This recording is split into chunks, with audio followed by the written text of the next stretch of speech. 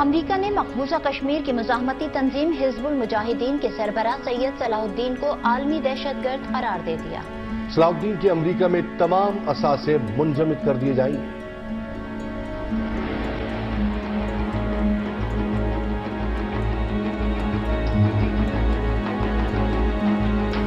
بھارتی وزیر اعظم Narendra Modi white house پہنچے تو امریکی صدر ڈونلڈ ٹرمپ نے انہیں ہاتھوں ہاتھ لیا۔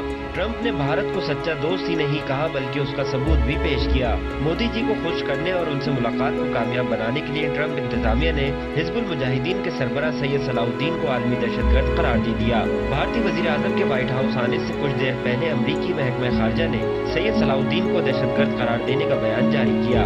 بیان میں کہا گیا ہے کہ سید صلاح الدین نے ستمبر میں کشمیر تنازع کے پرامن حل کا راستہ روکا، کئی کارروائیوں کی ذمہ داری قبول کی اور مقبوضہ کشمیر کو بھارتی فوج کا قبرستان بنانے کی دھمکی بھی دی۔ صلاح الدین کو عالمی دہشت گرد قرار دینے کے بعد امریکی شہری ان سے مالیاتی لین دین نہیں کر سکیں گے، جبکہ امریکہ میں ان کے تمام اثاثے منجمد کر دیے جائیں گے۔ سید صلاح الدین کا اصل نام محمد یوسف شاہ ہے۔ سید صلاح الدین کی تنظیم حزب المجاہدین مقبوضہ کشمیر میں آزادی کے لیے برسر پیکار ہے اور وہ اقوام متحدہ کی قراردادوں کے مطابق استصواب رائے چاہتی ہے۔ حزب المجاہدین نے ہمیشہ القاعدہ اور داعش سے لا تعلقی کا اظہار کیا ہے۔ امریکہ اور بھارت نے دفاع، انٹیلیجنس اور تجارت کے شعبوں میں تعاون بڑھانے پر اتفاق کر لیا۔ امریکی صدر ڈونلڈ ٹرمپ نے نریندر مودی سے ملاقات میں بھارت کو امریکہ کا سچا دوست قرار دیا، جبکہ بھارتی وزیر اعظم نے کہا کہ ان کی اور ڈونلڈ ٹرمپ کی سوچ ایک جیسی ہے۔ وائٹ ہاؤس میں امریکی صدر ڈونلڈ ٹرمپ اور بھارتی وزیر اعظم نریندر مودی کے درمیان ملاقات انتہائی خوشگوار ماحول میں ہوئی۔ دونوں رہنماؤں نے مختلف شعبوں میں تعاون بڑھانے پر اتفاق کیا۔ مشترکہ نیوز کانفرنس میں ڈونلڈ ٹرمپ نے دہشت گردی کو دونوں ممالک کے لیے مشترکہ خطرہ قرار دیا اور انتہا پسندی کے خلاف اقدامات کو فروغ دینے پر زور دیا۔ Working together, I truly believe our two countries can set an example for many other nations, make great strides in defeating common threats and make great progress in unleashing amazing prosperity and growth.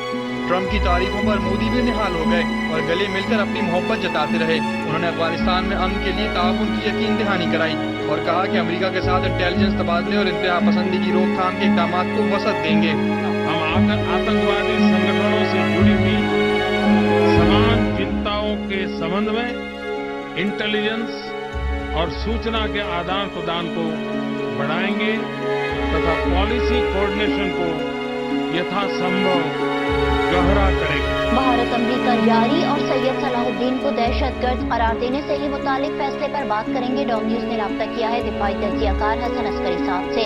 حسن عسکری صاحب، ایک ایسی تنظیم جس نے مقبوضہ کشمیر سے باہر کبھی مسلح جدوجہد کی حمایت ہی نہیں کی، اس کے سربراہ کو دہشت گرد قرار دینا کیا مقاصد ہو سکتے ہیں اس امریکی اقدام کے؟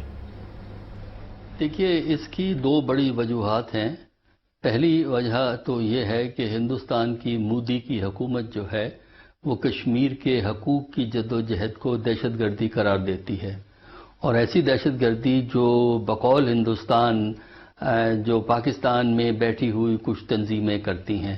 دوسری اس کی وجہ یہ ہے کہ جو امریکہ کے صدر ہیں وہ خوش کرنا چاہتے تھے مودی صاحب کو تاکہ مودی صاحب سے کوئی بزنس ڈیل حاصل کر سکیں، اور بزنس ڈیل انہوں نے حاصل کی، یعنی ہندوستان جو ہے وہ اسلحہ خریدے گا امریکہ سے، اور جس کی وجہ سے وہاں نوکریاں نکلیں گی، کچھ لوگوں کو فائدے ہوں گے، فیکٹریاں چلیں گی، اکانومی میں جو ڈیفیسٹ ہے وہ تھوڑا سا کم ہوگا۔